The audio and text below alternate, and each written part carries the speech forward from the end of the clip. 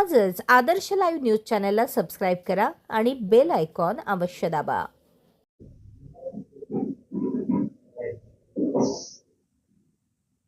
हेच मुद्दा अतीताचे, हेच मुद्दा अनागता, पचपन्नाचे मुद्दा अनुमंदाने सकला. तथागत सिद्धार्थ गौतम बुद्ध, संत कबीर, छत्रपती शिवाजी महाराज, महात्मा ज्योतिबा फुले, राजर्षी शाहू महाराज आणि बोधिसत्व भारतरत्न डॉक्टर बाबासाहेब आंबेडकर यांच्या विचारांना विनम्र अभिवादन करून आज मी या ठिकाणी या पंचशील बुद्ध विहाराचा जो उपक्रम आहे, दर रविवारी बुद्ध विहारात जाऊन आम्ही बुद्ध विहारात गेल्यानंतर चळवळीच्या संदर्भातील काही गोष्टी, 4 गोष्टी, 2 गोष्टी ऐकून आणि आपलं थोडंफार होत का होईना आंबेडकरी चळवळीची जनजागृतीमध्ये आपण काम करावं हा उद्देश या पंचशील बुद्ध विहाराच्या वतीने ठेवण्यात आलेला आहे. अत्यंत चांगला उपक्रम या कारगरमध्ये गेल्या अनेक वर्षांपासून सन्माननीय थोरात सर, प्राध्यापक सोनकांबळे सर, आमचे सुरवाडे सर, गायकवाड, भसने, संतोष सोनकांबळे ही सगळी मंडळी आणि आणखी बरेच जण आहेत त्याच्यामध्ये, सगळी मंडळी हा कार्यक्रम, हा उपक्रम राबवत आहे. आणि हा उपक्रम राबवत असताना अनेक क्षेत्रातील अनेक वेगळ्या वेगळ्या विषयांवरील व्याख्यानं या विहारात होतात. आणि हे काम करणाऱ्या तुम्हा सर्वांना माझ्या वतीने हार्दिक शुभेच्छा देतो की हे अत्यंत महत्वाचं चळवळीचं काम तुम्ही करत आहात. आणि यामध्ये उपस्थिती हा गौण मुद्दा आहे. सांगतो, आज जितकी महाविद्यालय आहे त्या महाविद्यालयामध्ये एवढे विद्यार्थी देखील नसतात एखाद्या व्याख्यानाचं व्याख्यान ऐकलं. त्यामुळं उपस्थिती गौण आहे. तुमचं जे कर्तव्य आहे ते काय करायचे तुम्हाला ते आपण या ठिकाणी करणार.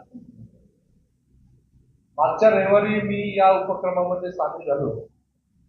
खरं तर बऱ्याच दिवसांपासून गौतम सोनकांबळे सर आणि थोरात साहेब मला नेहमी बोलायचे की तुमचं एखादं व्याख्यान तुम्ही येत चला, मला निश्चित देखील मला हे यायचा कार्यक्रम. परंतु संतोषला माहिती आहे की अनेक कार्यक्रम पक्षाचे असतात, कॉलेजचे काही कार्यक्रम असतात, विद्यापीठाचं काही ना काही चालू असतं. मी लॉ करत आहे, तर लॉची परीक्षा, त्याचा अभ्यास, त्या सगळ्या गदारोळामध्ये मला जास्त वेळ देता येत नाही. काही कौटुंबिक अडचणी देखील माझ्यापुढे बऱ्याचशा आहेत, सोनकांबळे सरांना माहिती आहे. त्यामुळं त्या सगळ्यातून मार्ग काढत मी मागच्या रविवारी इथे आलो. कार्यक्रम चांगला होता मागच्या रविवारचा. त्यावेळेला मी विचार ठेवला की एखाद वाक्याचं मला द्यायचं तर मी देखील देईल. आणि मग असं ठरलं की पुढच्या रविवारी करू, कारण 21 तारखेला पुन्हा आमच्या कॉलेजचा एक कार्यक्रम आहे, पुण्याला एक वर्कशॉप आहे 2 दिवसाचं. त्यामुळे ती मी तिथे आहे आणि त्याच्यानंतर लगेच क्रिसमसचं वेकेशन सुरू होणार आहे. त्यामुळे मी बोललो की आजच आपण कार्यक्रम करू. आणि माझीच इच्छा असल्यामुळं या कार्यक्रमाला माणसं नाहीत याच्यावरती मी काही बोलू शकत नाही, कारण शेवटी जे आहे ते मी निवडलेला दिवस आहे. आणि मला हे देखील माहिती आहे की लग्नाची सुगी चालू आहे सध्या सगळीकडे, आणि वास्तुशांती आहे, हे आहे, ते आहे. कारण ऑक्टोबर नोव्हेंबर सगळं आपल्या पावसातच गेलेले आहे. तर ह्या महिन्यामध्ये बरेचसे ऑक्टोबर नोव्हेंबरचे कार्यक्रम या महिन्यामध्ये आलेले आहेत. आणि म्हणून उपस्थिती कमी आहे.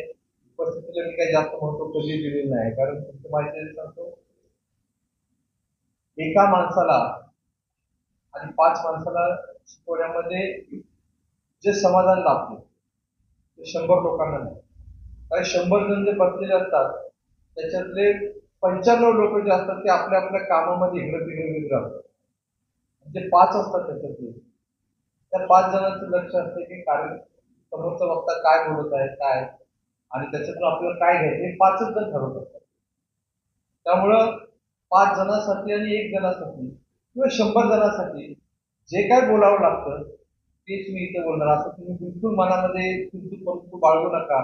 यांनी काय ते आपले हातून मात्र करून घेतून बघितलं असेल माझ्या हातामध्ये कागद, ती माझी पुस्तक आहे आणि तिथे पॉवर पॉईंट प्रेझेंटेशन.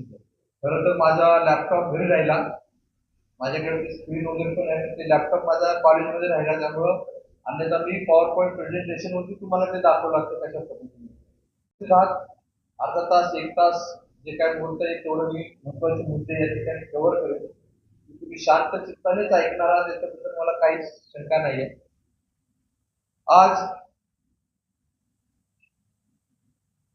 2 गोष्टी मी सुरुवातीला तुम्हाला सांगतो की माझा विषय जो आहे तो आहे महार सैनिकांचा आंबेडकरी चळवळीत योगदान. हा विषय सर म्हणत होते की भीमांकर असं नाव देऊन त्याला लिहा, पण मी म्हणलं की नको, असं नाव डायरेक्टली देऊन आपल्याला काय विषय होते, कारण शेवटी आपण बोलणार त्या अनुषंगानेच आपल्याला बोलायचं. परंतु हा जो महार समाज आहे, या महार समाजाचं तर आंबेडकरी चळवळीमध्ये योगदान मोठं आहेच, तर याच्याचा जो पार्ट आहे, महार सैनिकांचा जो पार्ट हा एक विशेष पार्ट आहे. याचं एक विशेष योगदान या चळवळीमध्ये. त्याच्यामुळे महार सैनिकांचं आंबेडकरी चळवळी योगदान असा विषय आहे की ज्याला एक मोठी अशी पार्श्वभूमी आणि एक मोठा ब्रॉड विषय त्याच्यामध्ये होऊ शकतो. तुम्हालाही काहीतरी नवीन ऐकण्यासारखं वाटेल, नाहीतर तुम्हाला सगळ्यांना माहिती असल्याप्रमाणे भीमा कोरेगावची लढाई 5 मिनिटांमध्ये इतिहासाचं साधन करून. त्यामुळं थोडस चारी बाजूने आपण थोडं थोडं विचार करत या सगळ्या ह्याचा आढावा मी या ठिकाणी घेणार आहे. मित्रांनो, या ठिकाणी हे व्याख्यान माझं सुरू होण्याआधी 2 गोष्टी तुम्हाला मला सांगायला आवडेल. एक म्हणजे एक इंग्रज पत्रकार, तुम्हाला मित्रांना माहिती असेल, ज्या भारतातल्या अनेकांच्या मुलाखती घेत सगळीकडे जात होता. महात्मा गांधीकडे गेले, जिन्नाकडे गेले, सरदार पटेलकडे गेले, नेहरूकडे गेले, सगळ्यांकडे गेले आणि बाबासाहेबांकडे गेले. आणि बाबासाहेब रात्री 1-2 वाजेपर्यंत अभ्यास करताना त्यांना परेशान झाले ते पत्रकार. त्याने विचारलं की बाबासाहेब तुम्ही कशासाठी एवढे जागे आहेत, बाकीचे सगळे लोक तर झोपलेले आहेत. बाबासाहेब म्हटले की ते झोपलेले आहेत कारण त्यांचा समाज जागा आहे आणि मी जागा आहे कारण माझा समाज झोपलेला आहे आणि समाज आजही झोपलेला आहे. हा समाज जागा करणं आपलं काम आहे. यासाठी अशा प्रकारच्या व्याख्यानमाला आणि विचारवंतांचे विचार, कार्यकर्त्यांचं काम हे समाजापुढे सातत्याने येणं गरजेचं आहे. अन्यथा हा समाज असा झोपलेला राहील. बाबासाहेबांनी एवढी मोठी क्रांती केलेली. आज आपण बघतोय की देशामध्ये अनेक घडामोडी होत आहेत. आपल्या मनातली चीड, राग हा कुठेतरी शांत झाल्यासारखा देखील आपल्याला वाटतं. त्यामुळे ही चळवळीची जी काही धगधगती मशाल आहे ती आपल्या तन मनामध्ये अशी धगधगत राहिली पाहिजे काय. त्याच्यानंतर दुसरी एक घटना या आपल्या विषयाच्या अनुषंगाने 1946 ते 1949-50 पर्यंत संविधान सभेचं काम चालू होतं आणि भारत स्वतंत्र झाल्यानंतर पहिले राष्ट्रपती म्हणून डॉक्टर राजेंद्र प्रसाद यांची नियुक्ती झाली. डॉक्टर बाबासाहेब आंबेडकर यांची मसुदा समितीच्या चेअरमन पदी निवड झाली आणि त्या निवड झाल्यानंतर संविधान सभेचं जे काम चालायचं त्या संदर्भात काही महत्वाचे निर्णय घ्यावे लागायचे, त्याची चर्चा करावी लागायची. या चर्चेचा काही प्रॉब्लेम आला, काही चिकित्सा करायचं असेल किंवा एखादा मुद्दा आपल्या समाजाला पटवून द्यायचा असेल तर त्या संदर्भामध्ये अनेकांची जाणकारांची मतं घ्यावी लागतात. म्हणजे लोकशाहीचं हे स्वरूपच अशा प्रकारचं आहे की सगळ्यांना विचारून घेऊन मग सगळ्यांची सल्लामसलत करून मग त्या एखाद्या मुद्द्यावरती आपल्याला हे करावं लागतं. त्या पद्धतीने बाबासाहेबांसमोर ज्यावेळेला अनेक मुद्दे यायचे त्याच्यातील काही मुद्द्यांवरती समजा गहन चर्चा करायची आहे तर त्याची प्राथमिक चर्चा म्हणून डॉक्टर बाबासाहेब आंबेडकर यांना राष्ट्रपती भवनामध्ये सातत्याने जावं लागायचं. आणि मग डॉक्टर बाबासाहेब आंबेडकर जायचे राष्ट्रपती भवनामध्ये आणि मग ते काम चालू असताना त्या ठिकाणी सायंकाळी बाबासाहेब आंबेडकर असे बागेमध्ये बसलेले होते त्यांच्या घराच्या इथे आणि एक पुरुष आणि एक स्त्री बाबासाहेबांच्या बंगल्याच्या बाहेर दिल्लीमध्ये त्या ठिकाणी बाहेर असे उभा राहिले होते. ते सुरक्षा रक्षकांना बोलत होते की आम्हाला बाबासाहेबांना भेटायचं. तो सुरक्षा रक्षक काय तिकडे जाऊ देत नव्हता, कारण मंत्री महोदय तिथे बसलेले आहेत आणि ते काहीतरी काम करतात किंवा ओरड फिरवतात, म्हणजे त्यांचं काम जास्त ते करत असतात. परंतु बाबासाहेबांनी लांबूनच पाहिलं की एक महाराष्ट्रीयन साडी नेसलेली स्त्री बाहेर त्या ठिकाणी उभी आहे आणि काहीतरी त्या सुरक्षा रक्षकांचं त्यांचं बोलणं चालू आहे. तर बाबासाहेबांच्या लक्षात आलं की कुणीतरी मराठी स्त्री दिसत आहे आणि कुणी त्या पुरुषाच्या ह्याच्यावर की मराठी माणूस कोणतरी आलेला आहे. बाबासाहेब बोलले की थोडा त्यांना सोड देऊन पडलं आणि मग ती दोघे आतमध्ये आले आणि आतमध्ये आल्यानंतर बाबासाहेबांनी त्यांना त्यांच्या पेहरावरून विचारलं, दिल्लीला कशाला आले एवढ्या लांब तुम्ही? काय काम असेल तर मी मुंबईत वगैरे असतो त्यावेळेला यायचं मला भेटायचं, एवढ्या लांब कशाला आले?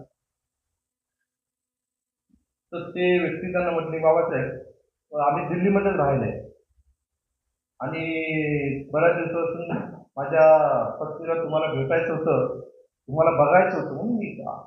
बाबासाहेब दिल्लीत राहता, इथे राहून काय, इथे काय करता तुम्ही? ते म्हटले की बाबासाहेब तुम्ही राष्ट्रपती भवनामध्ये येता आणि त्या राष्ट्रपती भवनामध्ये येत असताना त्या पायऱ्यावरून गेल्याच्या शेवटच्या दरवाजावरच्या तिथे जे काही गार्ड्स उभे आहेत राष्ट्रपती भवनाचं आणि राष्ट्रपतीची सुरक्षा करण्याकरता, त्याच्यामध्ये आपल्या महारेजिमेंटचे सैनिक आम्ही सगळे तिथे आमचे नियुक्ती आहे. आणि हे ऐकल्यानंतर आश्चर्यचकित झाले आणि ते म्हटले की आम्ही तिथे असतो माझ्या अंगावर काटा येते, कारण ज्या व्यक्तीने हे मला अनुभव सांगितला तो व्यक्तीला मी भेटलेलो आहे. ते साताऱ्यातलं जर पुणे असेल तर त्यांना माहिती असेल की साताऱ्यामध्ये मिलिटरी हातसिंगी म्हणून एक गाव आहे आणि त्या गावामध्ये सगळे मिलिटरीचे लोक तिथे राहिले. ते सांगेल मी महत्वाचं. आणि त्याने सांगितलं की तुम्ही ज्यावेळेस येता, अत्यंत भावनिक प्रसंग आहे, चळवळीसाठी अत्यंत महत्वाचं. आणि तुम्ही ज्या वेळेला तिथे येता त्यावेळी तुम्हाला बघितल्यानंतर आम्हाला असं वाटतं की तुमचे पाय पकडावे, बाबासाहेब म्हणून तुमच्या पुढे यावं, जयभीमुळे तुम्हाला भेटायला यावं, परंतु सैनिकी शिस्तीमुळे आम्हाला हलता येत नाही आणि आम्ही शांत उभे असतो तुमच्याकडे बघत, तुम्हाला सलामी देऊ. बाबासाहेबांच्या डोळ्यामधून अश्रू आले. बाबासाहेब म्हटले की महाडच्या 14 थऱ्यात जे पाणी आपण हाताने स्पर्श केला आणि जे मी तो सडा पाण्याचा टाकलेला होता, त्यातून जी काही फुलं निर्माण झाली, ती फुलं म्हणजे तुम्ही आज महासैनिक आहात आणि मला अभिमान आहे की तुमच्यामध्ये शिस्त निर्माण होती. आणि बाबासाहेबांना शिस्त खूप प्राणपणाने केली. बाबासाहेब शिस्तीचे होते आणि म्हणून समाजामध्ये डिसिप्लिन येण्यासाठी म्हणून डॉक्टर बाबासाहेब आंबेडकर यांचा नेहमी आग्रह राहिलेला आहे की आपल्या मुलांनी मिलिटरी व्यवसायामध्ये जायला पाहिजे. आणि त्यासाठी त्यांनी जो संघर्ष केला तो काय आहे काय नाही तर ते आपण थोड्या वेळाने येणार आहोत. तर हे दोन गोष्टी मला याच्यासाठी सांगायच्या होत्या की एक तर आपल्याला जागा व्हायला पाहिजे आणि आपल्याला शिस्तप्रिय राहायला पाहिजे. आणि वेळेचे जे बंधन आपल्या सर्वांवरती आहे, आयुष्य जे आहे, आपलं आयुष्य जे आहे ते लिमिटेड आयुष्य आहे. इथे खूप काही वर्ष तुम्हाला जगता येणार नाही. की आता भाषण आपण 2-4 तास करू शकतो, तसं तुम्हाला आयुष्यासाठी तसं नाही. त्यामुळे शिस्त ही अत्यंत महत्वाची आहे. हा विषय जो आहे महासैनिकांचा आंबेडकरी चळवळीमध्ये योगदान, डॉक्टर बाबासाहेब आंबेडकर हे ज्यावेळेला आपल्या मुवमेंटची सुरुवात करतात, या सुरुवातीमध्ये त्यांची जी जी काही आंदोलनं सुरुवातीच्या काळातली आहेत त्या सगळ्याचा जर आपण बारीक अभ्यास करू तर आपल्याला लक्षात येतं की बाबासाहेब हे एका शिस्तीत बांधलेले होते. त्याचं कारण म्हणजे त्यांचे वडील जे होते सुभेदार रामजी सकपाळ, ते स्वतः मिलिटरी शासनामध्ये सुभेदार होते आणि बाबासाहेबांमध्ये हे मिलिटरीचे जे गुण आहेत, शिस्तीचे जे गुण आहेत ते पुरेपूर भरलेले होते.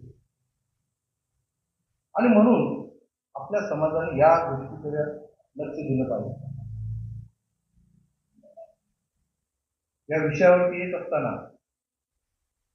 हा विषय कुठून सुरू करायचा, कुठे बंद करायचा आणि याच्यामध्ये नेमकं आपल्याला काय सांगायचं आहे याच्याविषयीचे ज्यावेळेला मी विवेचन करतो त्यावेळेला माझ्या लक्षात आलं की अशा काही घटना मला तुम्हाला सांगावंसं वाटेल की कदाचित सुरवाडे सरांसारख्या व्यक्तीला माहिती असेल, कारण ते सातत्याने पुस्तकांमध्ये रमलेले असतात.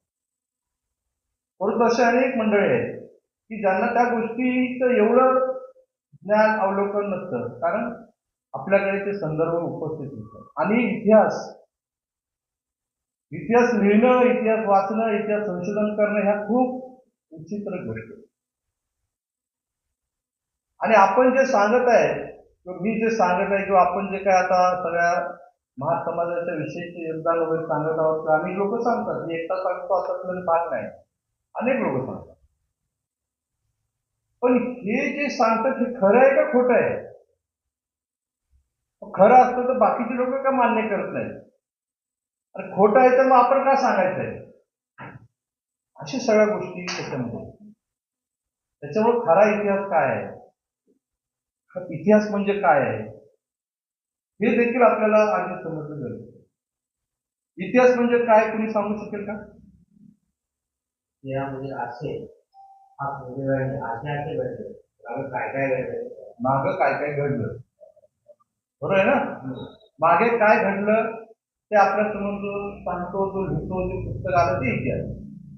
मुख्यतः जो भारताचा इतिहास जो आहे तो राजा राणी, लढाया याच्या संदर्भातला आहे. किंवा भारतामध्ये अशी परिस्थिती की इतिहास म्हणजे रामायण, महाभारत, पुराण या सगळ्या गोष्टी, हे इतिहास हा इतिहास. राजा राणीचा इतिहास आहे, परंतु रामायण, महाभारत वगैरे जे काही काल्पनिक गोष्टी आहेत, महाकाव्य, हा इतिहास नाही. इतिहास म्हणून काहीतरी वेगळंच आहे, त्याच्या अभ्यासाच्या पद्धती वेगळ्या आहेत. आणि कुणीही काहीही सांगत असताना इतिहासकार म्हणून ज्यावेळेला मी सांगत असेल त्यावेळेला इतिहासाच्या विषयीची तडजोड करून काही कधीही मला सांगता येणार नाही. आणि म्हणून इतिहासामध्ये जे आहे, ज्या पद्धतीनं आहे ते तुम्हाला थोडक्यामध्ये संदर्भासहित या ठिकाणी सांगण्याचा प्रामाणिकपणे प्रयत्न या महासैनिकांचा आंबेडकरी चळवळीच्या सातत्याने हे करत असतो. आंबेडकरी चळवळीसाठी कारण आपल्याला शेवटी एका महत्वाच्या गोष्टीवरती आहे, आंबेडकरी चळवळीचं योगदान महासैनिक. डॉक्टर बाबासाहेब आंबेडकर यांना महार समाजाविषयी अत्यंत प्रेम, अत्यंत म्हणजे अत्यंत. आणि बाबासाहेब आंबेडकर यांनी स्वतः म्हटलेलं आहे की या महार समाजाचं मी ऋण कधीही विसरू शकत नाही. बाबासाहेब स्वतः म्हटलेले आहेत महार समाजाचं ऋण मी कधीही विसरू शकत नाही. खरं तर त्यांचे ऋण आपल्यावर होते. की का म्हटले असे? कारण या महार समाजाने सुरुवातीमध्ये जो महार होता, या महार समाजाने बाबासाहेबांना जो पाठिंबा दिला, त्यांच्यासोबत जे राहिले आणि आजही कणखर पद्धतीने, आणि जर तुम्ही पाहिलं असेल छत्रपती शिवाजी महाराज एवढे मोठे नेते होते, एवढे मोठे महाराज होते, आता सगळे गवगवा करत आहेत, परंतु महात्मा ज्योतिबा फुले यांना त्यांची समाधी शोधावी लागली. त्याच्यानंतर शिवाजी महाराज होते. ज्या महात्मा ज्योतिबा फुलेंनी शिवाजी महाराजांची समाधी शोधली, त्या महात्मा ज्योतिबा फुलेंना काही वर्षातच लोक विसरून गेले होते. आणि ज्या दिवशी डॉक्टर बाबासाहेब आंबेडकरांनी महात्मा फुलेंना गुरु मानलं, त्यावेळेला महात्मा फुले पुन्हा एक वार त्या ठिकाणी उजेडात आलेले होतात. ही खूप मोठी गोष्ट आहे. आणि म्हणून आणि आज किती वर्ष झाले बाबासाहेब, 69 वर्ष झाले. 69 वर्षामध्ये या महासमाजाने डॉक्टर बाबासाहेब आंबेडकरांसाठी, बाबासाहेबांच्या चळवळीसाठी खूप मोठं योगदान दिलेलं. भले त्याच्यामध्ये गट तट काही असतील, बाबासाहेब येते. आणि म्हणून हा जो समाज आहे, याचा जो इतिहास आहे, हा अत्यंत महत्वाचा आहे. तो इतिहास इथल्या व्यवस्थेने काय केला, दाबून टाकला. आणि भारतामध्ये खरा इतिहास आणि खोटा इतिहास असे दोन प्रकार आहेत. आणि खरा इतिहास लोकांपुढे येऊ शकत नाही, कारण आपल्याला सगळ्यांना खोटा इतिहास ऐकण्याची सवय लागते. तर खरा इतिहास जर इथे आपण सांगितला तर ते म्हणणार पुरावे द्या, पुरावे द्या. तर आपल्याकडे पुरावे नाही, म्हणजे पुरावे नाहीत, पण आपली आपली गोष्ट आपल्याला सांगायची आहे. तर हे आपण कसं सांगू शकतो? तर माझं पुस्तक आहे, तुम्हाला वाटतं दुसरं कोणाचं पुस्तक असलं काय तुम्ही सांगतो.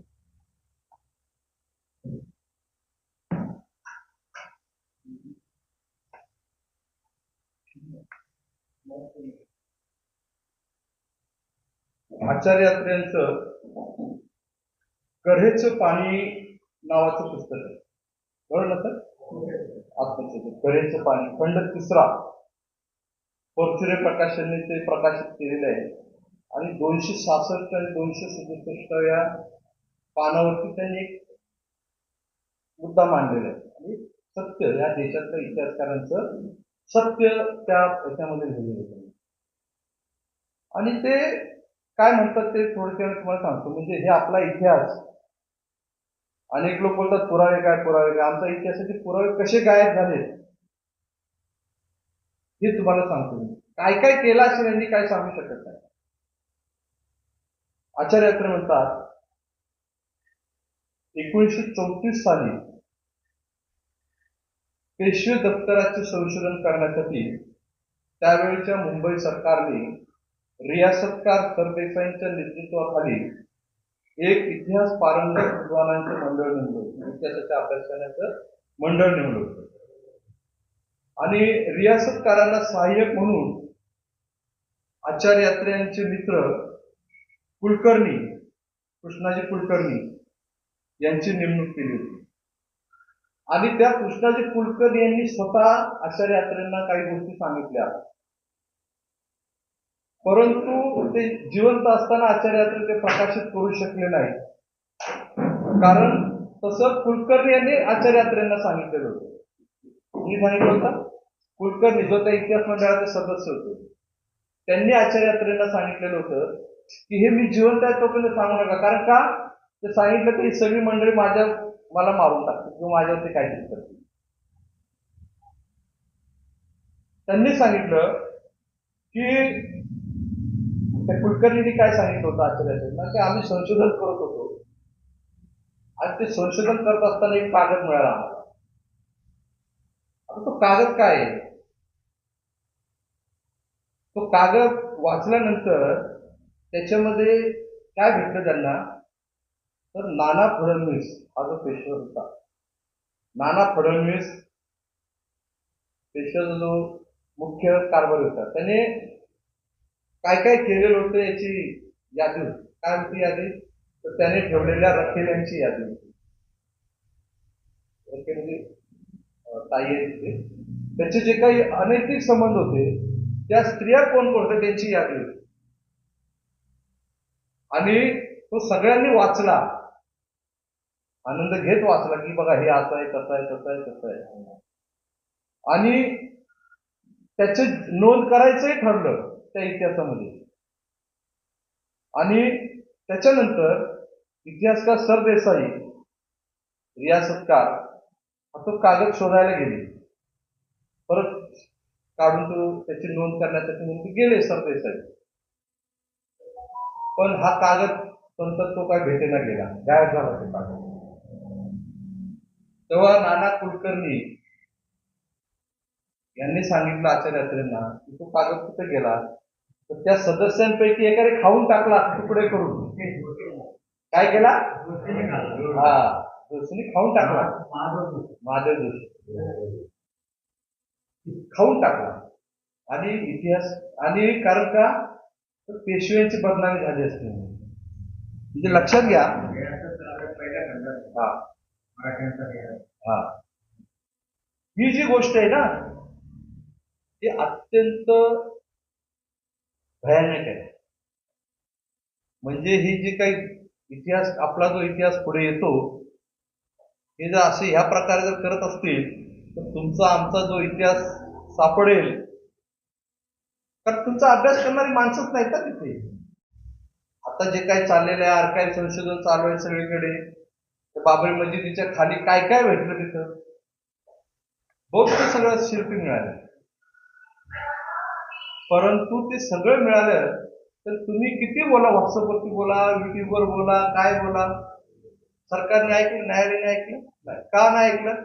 कारण त्याच्यातला जो तज्ञ माणूस आहे तो तज्ञ माणूस मुस्लिम होता. त्या मुस्लिम माणसाला याची जाणीवच नाही आहे की ते बौद्ध आहे का हिंदू आहे. त्यांना मूर्त्या दिसतात फक्त. त्यांनी लिहिलं मूर्त्या भेटल्या, काही अशा प्रकारचे हे भेटले, कमळ चिन्ह भेटले, हे भेटलं, ते भेटलं, फार विशेष. त्यामुळं तुमची माणसं नाही. त्यामुळे हा जो महार समाजाचा जो इतिहास आहे ना तो इतिहास दडपला गेलेला आहे.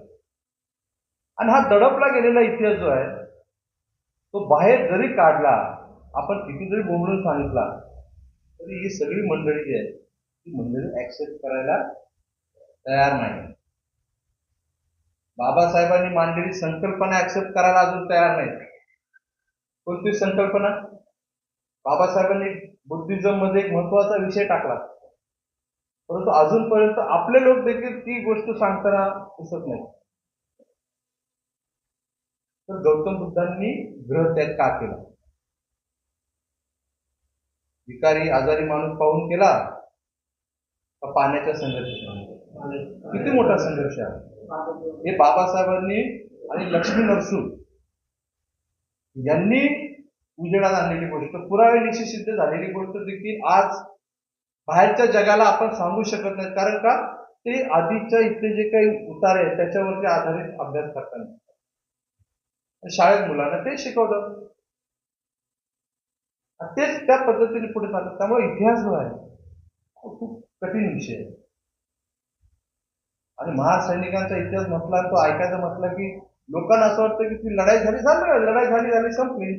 ती लढाई झाली, पण ती लढाई झाली का नाही झाली, काय झालं, काय आहे, काय नाही, कसं आलं हे माहिती आहे का तुम्हाला? काय उठले आणि लढाईला गेले असं झालेलं आहे का?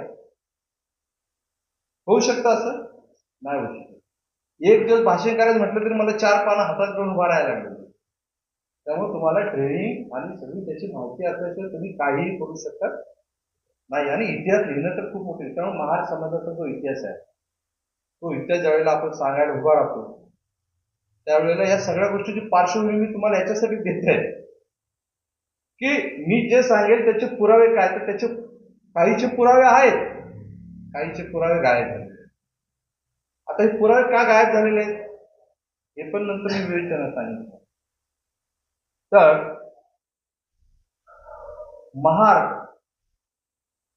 हा महाराष्ट्रामध्ये राहणार आहे फक्त. कुठे कुठे राहतो महार?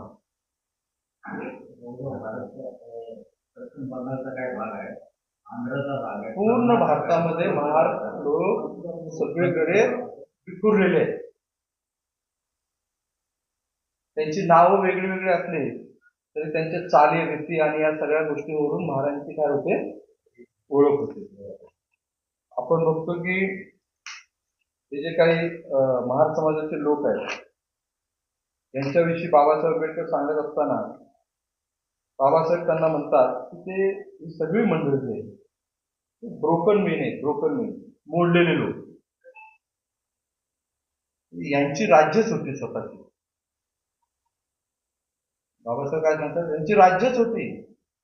आणि यांचा मूळ पुरुष जो होता तो कोण होता? सुदास. शूद्रपूर्वी कोण होते इथपर्यंत बाबासाहेब होते. महाभारताचं जे शांती पर्व आहे त्या शांती पर्वातले उतारे देऊन बाबासाहेब आणि ते करत असताना आता तिथपर्यंतच आपण जात नाही, कारण त्या गोष्टी खूप मोठ्या आहेत. आपण मध्ययुगीन इतिहासापासून पाहणार आहोत की महार समाज कुठे कुठे दिसतो. तुम्हाला तुमच्यापैकी किती जणांना माहिती आहे की महार समाजाचा एक व्यक्ती या देशाचा बादशाह होऊन गेला? माहिती आहे ही गोष्ट? Is it possible? आहे का? शक्य आहे? दिल्लीचा बादशाह होऊन गेला. मी सांगितलं इथे उद्याच्याला हे कदाचित प्रसारितही होईल. मी इथे वरून सांगतो, गुलाम वंश भारतामध्ये ज्या वेळेला सत्तेवरती आला तो कोण होता? दिल्लीची जी सल्तनतशाही होती त्या दिल्लीच्या सल्तनतशाहीच्या विरोधामध्ये खुशरू खान याने बंड केलं होतं आणि दिल्लीच्या सुलतानाचा खून करून ती सत्ता आपल्या हातामध्ये घेतलेली होती. हा खुशरू खान कोण होता? तर तो होता गुजरातमधील मेहतर समाजाचा व्यक्ती, जो मेहतर तिथे महार म्हणून ओळखला जातो. धेड समाज, महार समाज. आणि हे लोक हिंदू धर्मातील असलेल्या जाचाला कंटाळून, तिथल्या असणाऱ्या व्यवस्थेला कंटाळून मुस्लिम झालेला होता. आता मुस्लिम झाल्यानंतर देखील ही जी काही मंडळी होती, ही मंडळी सल्तनतशाहीमध्ये असणारे लोक त्यांना गुलामाचीच काय द्यायचे? वागणूक द्यायची. सातत्याने अपमान वगैरे करत राहायचे. आणि ही गोष्ट त्या खुशरू खानाला सातत्याने डिवचत होती आणि ती त्याने हेरली आणि त्या सुलतानाचं काय केलं? काटा काढायचं ठरवलं आणि आपली सत्ता निर्माण करण्याचं. आणि त्याने जी तारीख निवडली ती तारीख देखील अत्यंत महत्वाची. त्याचे पुरावे आहेत का? हे काय असं उगाचच नाही. 14 एप्रिल 1320 तारीख घेऊन ठेवा. किती तारीख आहे? 14 एप्रिल 1320. या दिवशी या खुशरू खानाने त्याचा वध केला आणि आपली गुलाम वंशाची सरकार त्या ठिकाणी स्थापन केली. तो महार समाजाचा झाला. आणि ह्याच्या संदर्भातला इतिहास जो आहे तो अनेक ब्रिटिश इतिहासकारांनी तो तसा नमूद करून ठेवलेला. त्यांनी त्याला मेहतर खालच्या जातीचा आहे होता आणि तो अशा पद्धतीने इथपर्यंत त्यांनी ठेवलेला. आणि म्हणून मी आधी काय सांगितलं तुम्हाला की महार समाज फक्त महाराष्ट्रामध्ये नव्हता, तो सगळीकडे होता. नावं वेगळी वेगळी पण ती बरोबर पद्धतीने. त्याच्यानंतर हे एक उदाहरण झालं. म्हणजे आणि लक्षात घ्या, ही सगळी उदाहरणं कशी आहेत तुम्ही ते पण लक्षात घ्या.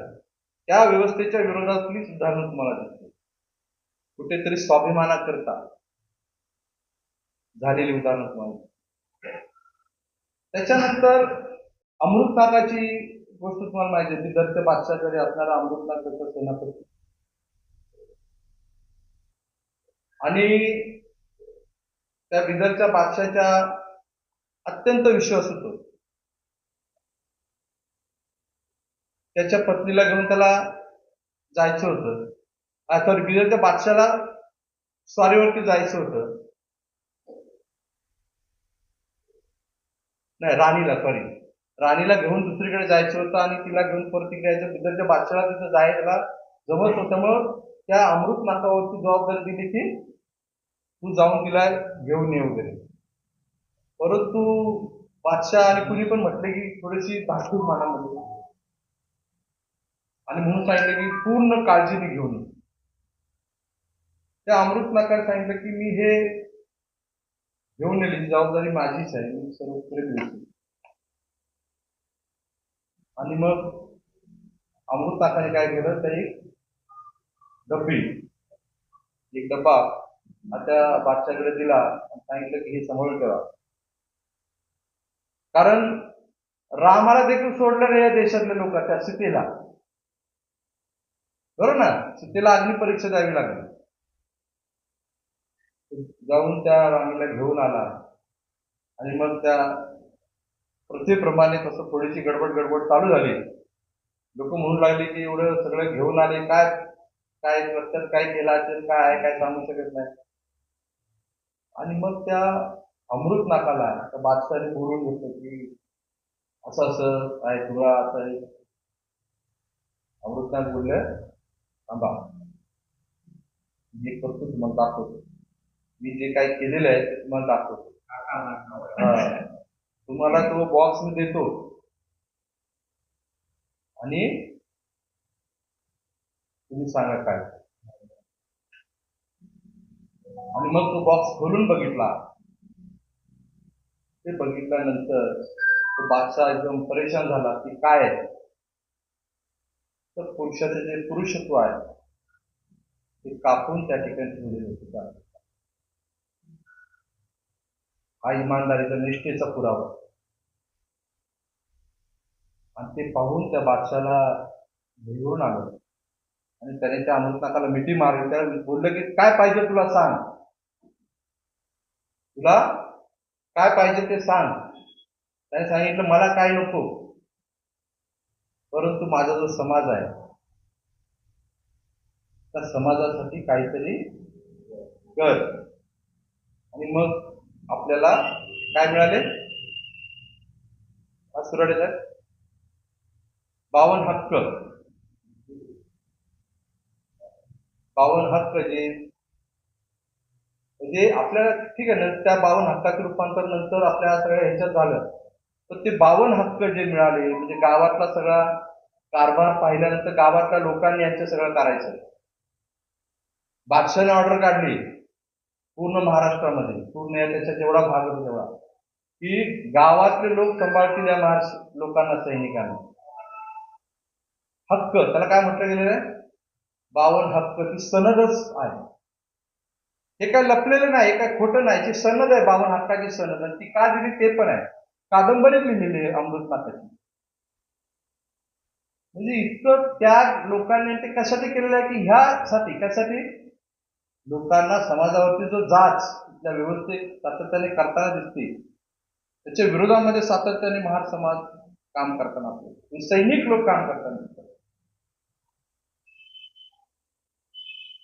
छोटं काम नाही, करत करत करत करत त्याच्यानंतर मराठा कालखंडामध्ये तर महार सैनिक दिसतोच, आपल्याला माहिती आहे. मूळचा जो समाज आहे तो महारच आहे. महारांवरूनच महाराष्ट्राला महाराष्ट्र नाव मिळालेलं आहे. महारांचं राष्ट्र ते महाराष्ट्र. आणि हे काय बाबासाहेबांनी नाही सांगितलेलं, हे काय आमच्या इतिहासकारांनी सांगितलेलं नाही, आमच्या समाजशास्त्रज्ञांनी सांगितलेलं आहे, अभ्यासकांनी सांगितलेलं नाही. हे कुणी सांगितलेलं आहे, ते सांगितलेलं आहे इरावती कर्वेने. इरावती कर्वे. आणखी एक इतिहासकार माझ्या लक्षात नाव येत म्हणजे आपल्या व्यतिरिक्त लोकांनी सांगितलेलं आहे. महात्मा ज्योतिबा फुले यांनी त्याची पुष्टी केलेली आहे. हे महारांचं राष्ट्र, हे महाराष्ट्र आहे. आणि गाव तिथे महारवाडा, हे इतर सगळ्या जाती क्वचित कुठे कुठे कुठे कुठे आढळतात. तुम्ही जर आता आपल्या खारघर गावाचं जर पाहिलं तर इथे तुम्हाला चर्मकार समाज दिसणार नाही गावामध्ये, पण इथे महार समाज प्रत्येक गावामध्येच नाही. आणि महाराष्ट्राच्या कुठल्याही गावामध्ये जा, कुठेही जा, तुम्हाला महार समाजाचे लोक त्या ठिकाणी काय होतील, आढळतील. आणि म्हणून महारांचं राष्ट्र ते महाराष्ट्र अशा पद्धतीची उत्पत्ती झाली.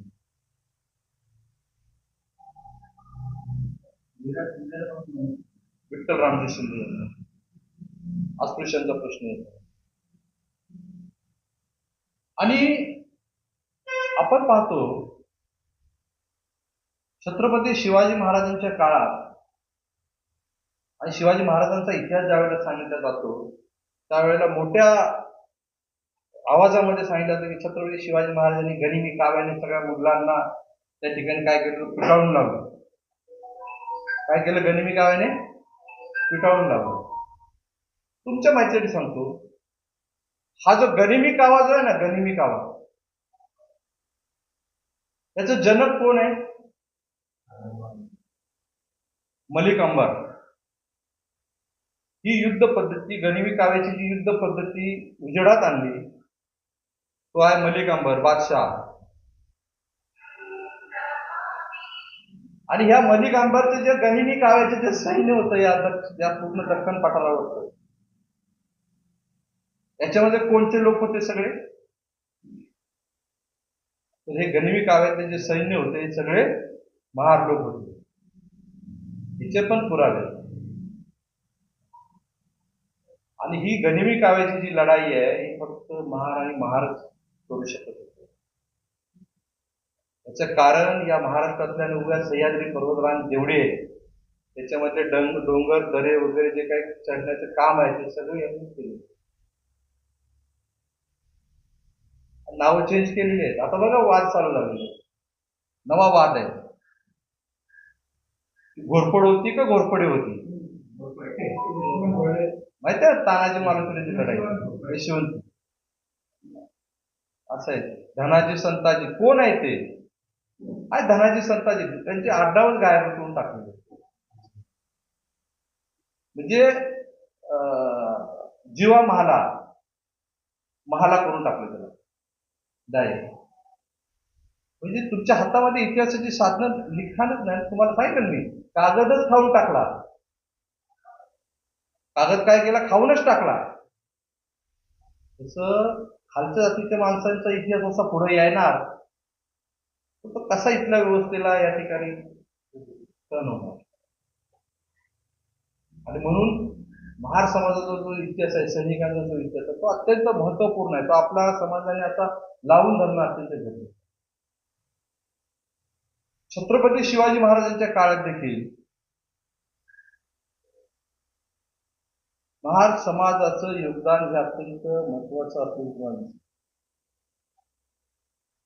महाडला तुम्ही दरवर्षी जाता. छत्रपती शिवाजी महाराजांचा एक राजवाडा कुठे आहे?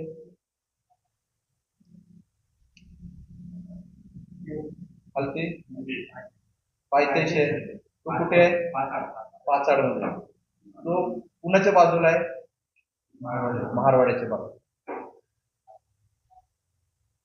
का तिथे बांधलं महाराजांनी? दुसरी जागा नाही भेटली संरक्षणासाठी. महार समाज त्या संपूर्ण छत्रपती शिवाजी महाराजांचं संरक्षण करतात. गोपाळ गोविंद नावाचा माणूस, मोठा इतिहास आहे. काही छोटं काम नाही सैनिकांचं. नाशिकला किल्ला आहे रामशेज किल्ला, त्याचा प्रमुख सेनापती होता तो गोविंद गोपाळ. ती लढाई त्याच्यावरती कादंबरीच आहे. प्रबोधनकार ठाकरेंनी प्रस्तावना लिहिली त्या पुस्तकात. तुम्ही बघितलं सगळे.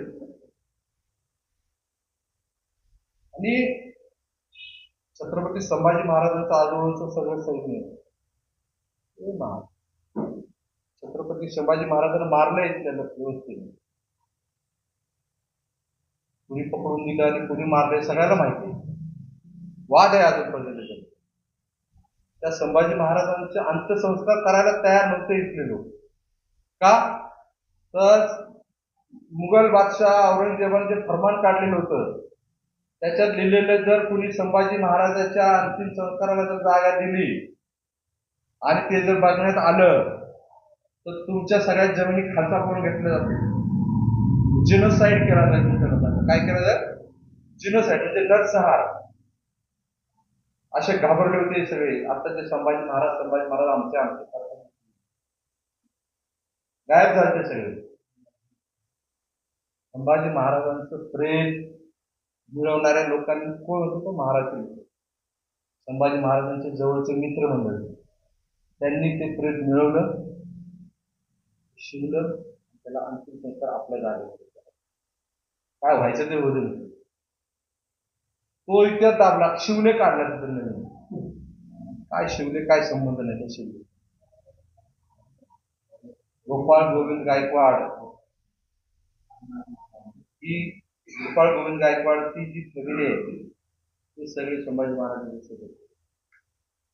आणि या गोपाळ गोविंद गायकवाडांनी संभाजी महाराजांच्या सोबतचं सगळं महार सैन्य तयार करून दिलेलं. छत्रपती शिवाजी महाराजांनी सांगितलं की यांच्यासोबत राहायचं. आणि त्यामुळं ज्यावेळेला मराठा साम्राज्य छत्रपती शिवाजी महाराजांनंतर राजाराम महाराज वगैरे यांच्या कालखंडापर्यंत आपण बघतो तेव्हा शिवनागाचा उदय झालेला आपल्याला. कळंबीचा शिवनाग हा मोठा धुरंधर सेनापती होता.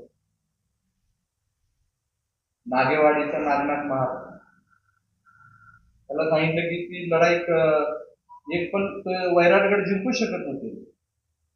आणि वैराटगड जिंकला तर मी तुला तुझी पाठीलकी देतो. पाठीलकी रद्द केली होती नागेवाडी सातारा सांगलीच्या जागेवर. पाटीलकी परत मिळावी यासाठी तो संघर्ष करत होता. त्याला तुला पाटीलकी देतो, तो वैराटगड जिंकून द्या आम्हाला. त्या नागेवाडीच्या महाराणी राय तो नागनाथ तिला जिंकून दिला. पाटीलकी परत म्हणजे आपल्या समाजात जे जे काय मिळवलेलं आहे सैन्याने ते सगळं मिळवलेलं आहे. लढाई करून मिळवलं, संघर्ष करून मिळवलेला आहे. त्या संघर्षाचे आपण कोण आहोत? वंशज आहोत. आणि तरी देखील आपल्यावरती सातत्याने काही ना काही कारणावरून गडबडी करताना आपल्याला दिसून येते.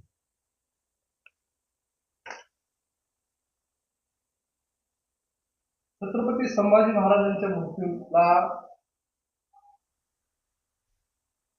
औरंगजेब जबाबदार. औरंगजेबासोबत इथली काही सरदार मंडळी ही सगळी जबाबदारी घेऊन त्यांच्या नातेमधली काही मंडळी देखील त्याच्यामध्ये सहभागी होते अशा प्रकारचा देखील उल्लेख इतिहासामध्ये सापडतात.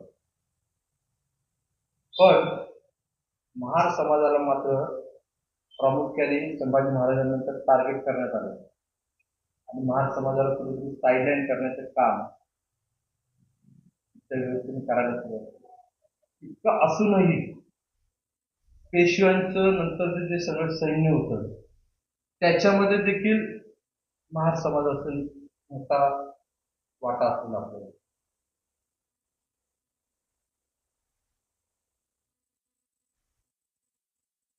खरड्याची लढाई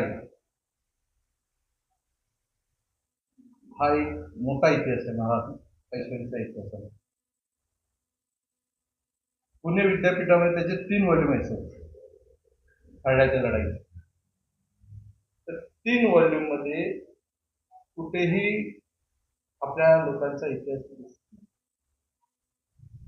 पण आपल्या लोकांचा इतिहास त्याच्यामध्ये आहे. शिकणार त्याच्यामध्ये आहे. त्या लढाई त्या ठिकाणी जेव्हा ती लढाई चालू होती त्या लढाईमध्ये असे तंबू उभे केले जायचे आणि प्रत्येकाचं वेगळं वेगळं सैन्य इकडे तिकडे असायचं. आणि महाराजचे सैन्य जे शिकनाकाच होतं त्यांना बाहेर ठेवलं आणि ज्यावेळेला हे सगळे एकत्र बसले त्यावेळेला देखील शिकनाकाचा अपमान वगैरे झाला. त्यावेळेला शिकनाक चिडला. तर त्याच्यामध्ये हंबीरराव यांनी पुढाकार घेतला आणि सांगितलं ज्याची तलवार खंबीर तो हंबीर. म्हणजे ज्याची तलवार चालणार त्याला मान मिळणार. शिकनाकाने त्या लढाईमध्ये प्रचंड यश गाजवलं. त्यावेळेला त्याला कळंबीची जहागिरी म्हणजे ते प्रकारसाठी अपमान केला म्हणून प्रत्युत्तर देऊन दाखवलं की आम्ही शिवरायांचं हे काय मिळवलं त्यांनी. आणि त्याच्यानंतर या पूर्ण पेशव्याच्या सैन्यात मराठा सैन्यामध्ये महार समाजाचे जे सैनिक होते लांबपर्यंत जाऊन आले होते त्याच काळात. आणि या सगळ्यांना उडत रुमाल नावाचे पारितोषिक आहे. आता कसे पदक आहेत, अशोक चक्र, परमवीर चक्र, तसे महार समाज, मान समाज, खालच्या जातीच्या लोकांनी जे काही काम केलं तर त्याला उडत रुमाल नावाचा हे द्यायचं. आणि इथे आपल्या लोकांनी काहीतरी काम केल्यानंतरच काहीतरी मिळालेलं आहे आणि कधीच कुणाला काय केल्याशिवाय ती व्यवस्था देत पण नाही. आणि आपल्या लोकांनी सातत्याने जे कोणी आपले आधीची मंडळी दिसतात आपल्याला, त्या सगळ्यांनी पहिल्यांदा आपला विचार आपल्या समाजाचाच विचार केलेला दिसतो की मला एकट्याला नाही, माझ्या सगळ्या समाजाला त्या ठिकाणी आहे. आणि मग ही सगळी मंडळी सैन्यामध्ये आपल्याला दिसतात. भारतामध्ये ब्रिटिश आल्यानंतर पेशव्याच्या ह्याच्यामध्ये जे सैन्य होतं त्याच्यातला काही भाग ब्रिटिशांसोबत देखील त्या ठिकाणी गेला आणि हळूहळू ब्रिटिशांसोबत राहिला. आणि ब्रिटिशांनी ज्या पद्धतीने महान सैनिकांना ट्रीटमेंट दिली ते पाहून इथल्या लोकांचा विश्वास बसला की हे मंडळी आपल्या एकूणच आपले जे काही हे आहे ताकद आहे त्याला योग्य न्याय देण्याची ताकद. आणि म्हणून ब्रिटिशांच्या बाजूने इथल्या व्यवस्थेच्या विरोधामध्ये, इथल्या पेशवेशाहीच्या विरोधामध्ये, इथल्या मनुवादाच्या विरोधामध्ये महार सैनिक सातत्याने काम करतात. आणि ब्रिटिशांसोबत फक्त महार सैन्यच गेलं होतं असं नाही. आता काही लोक म्हणतात की महार समाज तिकडे ब्रिटिशांसोबत गेले, हे गेले, ते गेले. असं नाही. तर ब्रिटिशांसोबत पेशवे देखील गेले. महार सैनिक तर तिथं पगार घेऊन काम करत होते. पेशवे त्यांना पैसे देऊन त्यांच्यासोबत होते. 1802च्या तहानुसार 1802ला जो तह झालेला आहे ब्रिटिशांमध्ये पेशव्यामध्ये, पेशव्यांनी मांडी कर्तव्य स्वीकारलं होतं. आणि नंतर मग ते हळूहळू अवघड परिस्थिती होत गेली आणि पेशव्यांना असं वाटू लागलं की आता आपलं पण राज्य असायला पाहिजे. वादविवाद झाला आणि मग ब्रिटिशांसोबत संघर्ष तर करत होते, खंडण्या लागलेल्या. तशामध्ये 1817 मध्ये गंगाधर शास्त्री याचा खून त्र्यंबकजी डेंगळे यांनी केला. ब्रिटिशांना त्र्यंबकजी डेंगळे याच्यावरती कारवाई करायची होती. फडणवीसाचा तो मुख्य माणूस होता त्याचा पेशव्यांचा, तो त्यांना द्यायचा नव्हता. त्यामुळे ब्रिटिशांमध्ये आणि ह्यांच्यामध्ये वाद लागला. वसईचा तह झाला. त्या वसईच्या तहामध्ये परत यांनी खंडणी दिली, त्यांना पैसे दिले आणि यांचं सार्वभौमत्व मान्य केलं. आक्षेप कुणावर? महार तिकडे होते, तुम्ही आम्हाला घेत नव्हते सोबत म्हणून आम्ही तिकडे होतो. तुम्ही जर शिदनाकाचा तंबू बाहेर ठेवला नसता, शिदनाकाने काम केलेले जर तुम्ही नाकारलाच नसतं, आजच्या युगामध्ये देखील 3-3 पुस्तक खंड लिहिले जातात 500-500 पानाचे. शिदनाकाची एक ओळ त्या खंडामध्ये नाही, हे मला तुम्हाला सांगा. एक ओळ लिहिलेली नाही त्याच्यात. आणि शिदनाक एक नाही, शिदनाक 3 शिदनाक होऊन गेले. म्हणजे परंपरा बघा तुम्ही. आणि सैनिकी इतिहासामध्ये सातत्याने आपला ठेका हा कुठे ना कुठे प्रत्येक ठिकाणी आपल्याला दिसतो. आणि ज्या वेळेला हा 1817 मध्ये खडकीची लढाई झाली, त्या खडकीच्या लढाईमध्ये त्यांचा पराभव झाला. ते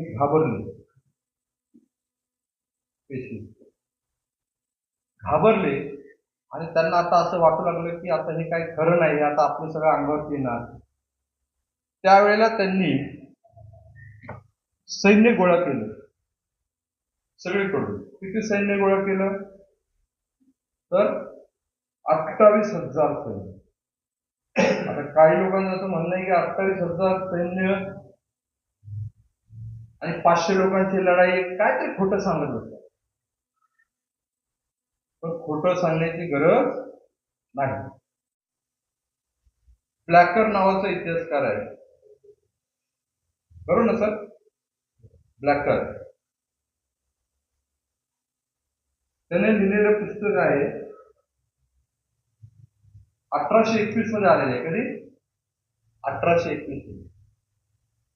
मेमोइर operation of the British army in India, Mahratta war 1817 to 1819.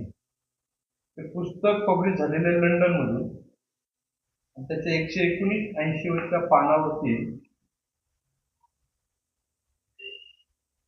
लिहिलेले आहे पेशव्यांचे सैन्य किती होते, कोण होते, घोडे, कुणाचं सैन्य किती होतं. नाव सांगतो तुम्हाला. बापू गोखले, विंचुरकर, नरोपंत आपटे, आबा पुरंदरे, त्र्यंबकजी डेंगळे, निपुणकर, वामनराव आपटे, मोर दीक्षित, रफ्ते, हरिमुंशीवार ही सगळी मंडळी त्या सैन्यामध्ये 28,000 सैनिक. आता ही नावं वाचलं तुमच्या लक्षात येईल कोण. त्यांच्यावर सैनिक म्हणून काम करणारे महाराष्ट्रातल्या सगळ्या जातीचे लोक. 28,000ची सगळी मराठ्यांची फौज सगळी, होळकर वगैरे सगळे. त्याच्यामध्ये पटवर्धन, तासगावकर, मिरजकर, पाटणकर सगळे मंडळी त्याच्यामध्ये. आणि ही सगळ्या मंडळींना एकत्र करून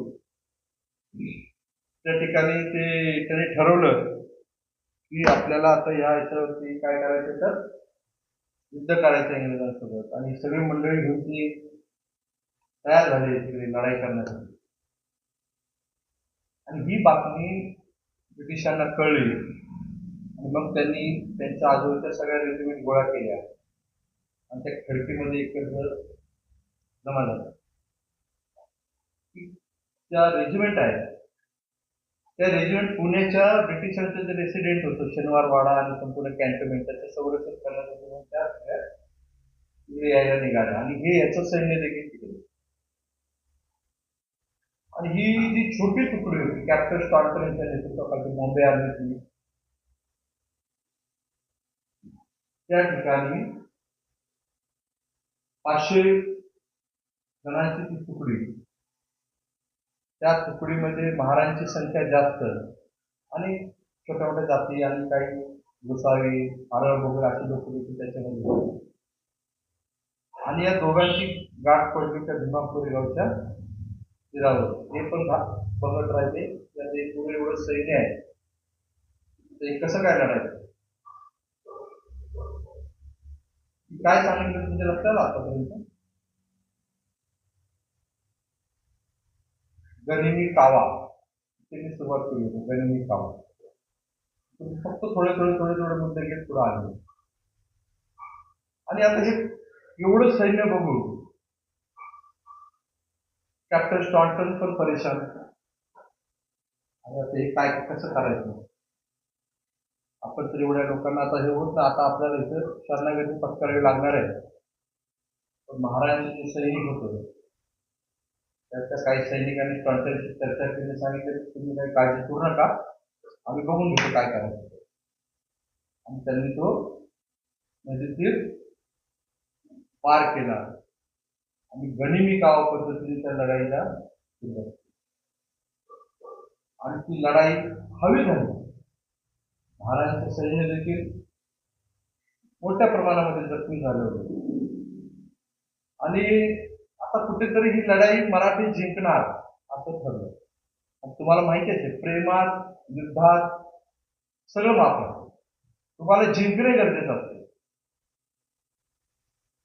निवडणुका झाल्या आता बघितलं आपण. आता वोट चोरी करा नाही तर काही पण करा, सत्तेवर बसले. एकदा सत्तेवर बसले की संपले. बिहारमध्ये काय झालं ना छत्रपती, काय पण करा तुम्ही. युद्धात प्रेमात सगळं क्षम्य असते. लढाई चालू झाली आणि इकडं गोंधळ सुरू झाला. सगळा माणसं मारली जाऊ लागले, पेशल सैन्य देखील हे झालं. महाराजांनी त्यांचं गनिमी कावायचं तंत्र अवलंबायला सुरुवात केली आणि त्यांनी काय केलं की बापू गोखलाचा जो पोरगा होता त्याला काय केलं, मारून टाकलं. मारल्यानंतर गोखला मर गया. काय बोलले? गोखला मर गया. आणि भारताचा इतिहास आहे, सेनापती मेला की सगळं सैन्य पिटरलं.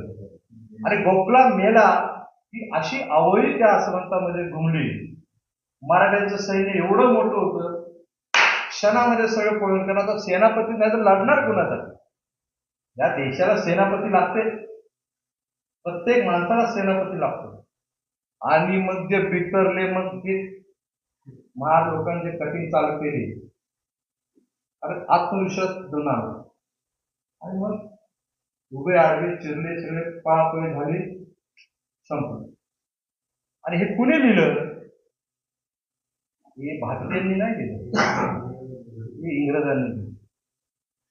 हे जे ब्लॅकेटचं पुस्तक 1829 साली आलं, 1818 नंतर 3रा वर्ष आलेलं पुस्तक आहे.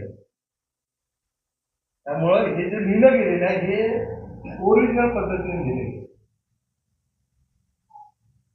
खूप आहे त्याच्यामध्ये, ते माझ्या पुस्तकामध्ये सगळं आहे त्याच्यामध्ये. इथं मी तुम्हाला फक्त ग्लिम्प्सेस, महत्वाच्या घटना थोडा थोडा थोडा थोडं सांगत आहे. आणि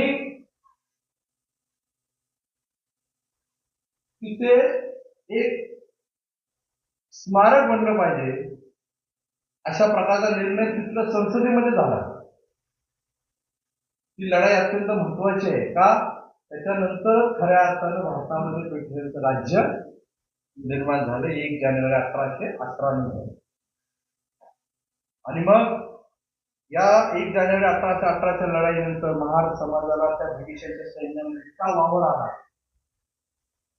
की बॉम्बे आर्मी नावाची जी आर्मी होती त्यांची पूर्ण, त्याच्यामध्ये सगळी महत्वाची पदं ही सगळी आपल्या लोकांनी कब्जा केली. या देशामध्ये सगळ्यात पहिले इंग्लिश बोलायला शिकणारी जमात जर कुठली असेल तर ती महारांची जमात होती.